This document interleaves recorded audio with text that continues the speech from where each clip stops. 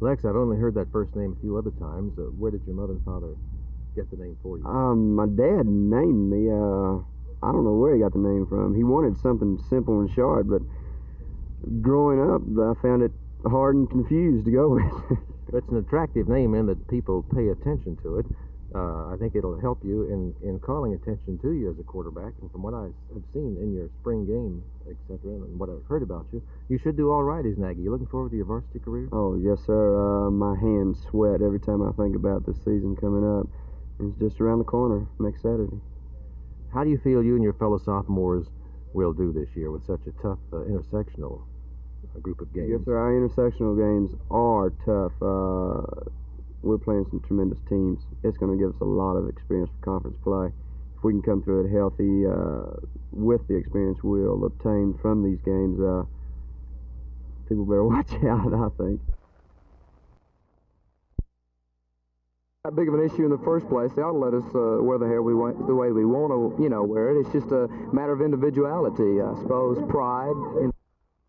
I cut my hair because I want to get back in and keep going my education. I want to get out of this system as fast as possible, but I'm still in support of the suit.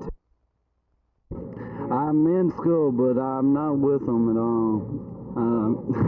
They keep bothering me all the time, even though I got my hair cut. It's just the thought, I guess, that I did have long hair. Do as these students' lawyer? Well, of course, what I hope to do is get those who are out of school back in and win the right for those who are in school to dress as they please within reasonable limits. I don't believe that most of the dress codes in Dallas County are reasonable. I think the guys look good with long hair. I love it. I love it. I do. Yes.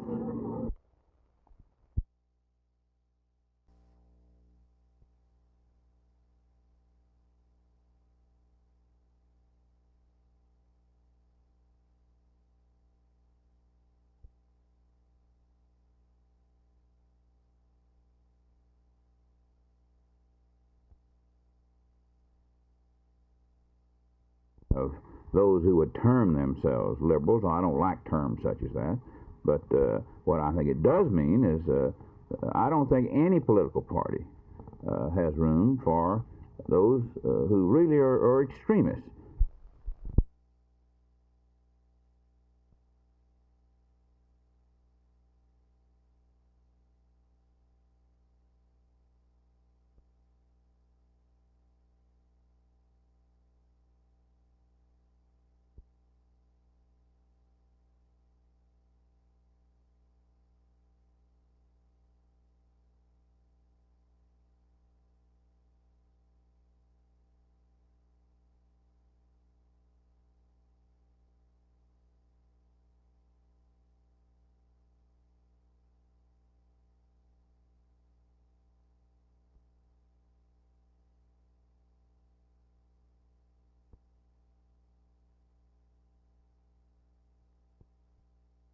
Courtroom next Thursday. Tell us about it, if you will.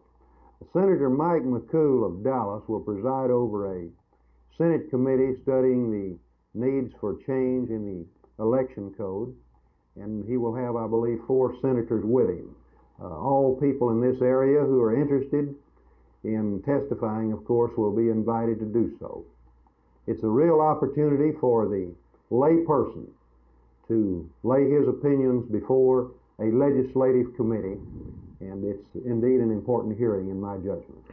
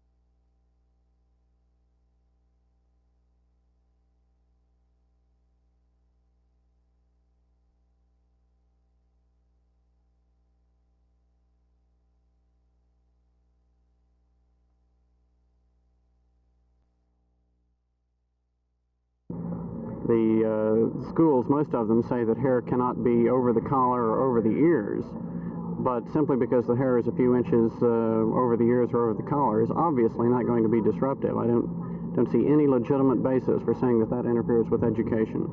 Tell me this, many administrators and principals say that the students that are complaining are very much in a minority, that most of the students have complied, and that these students are troublemakers. Is that true? The fact that the students have complied because they are sincere in their desire for an education doesn't mean that they're not displeased and dissatisfied and wouldn't like to see a change.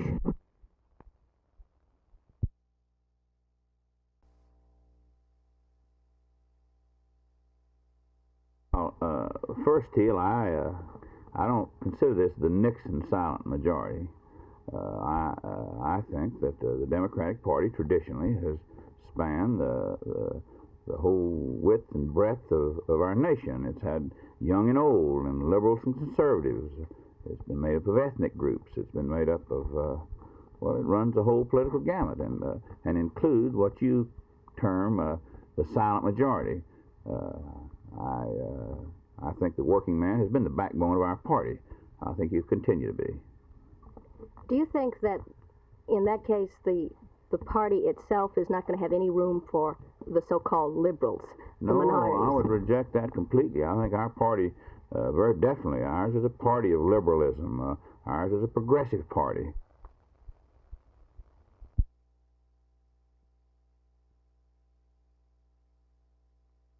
I think it's resulted in an increase in mediocrity among elected officials. We don't have as many voters participating in the election process now as we had 15 years ago. And much of this can be traced to the fact that in the spring, the voters just don't seem to get warmed up to elections as they did in the past. When do you think the primary date should be? I think it should be as late as possible before the general election, probably in September and October. We don't have a problem of registration of the voters. We have more voters registered now than we ever have in history, and yet steadily decreasing number of people participating in the election process.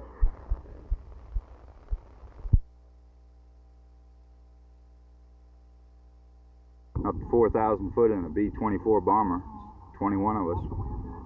And about the fifth or sixth one out, down to 2,500 foot, pulled my main ripcord. Main had a malfunction, and down about 1,500 foot, cut away from my main, pulled my reserve. It opened about 1,000 foot.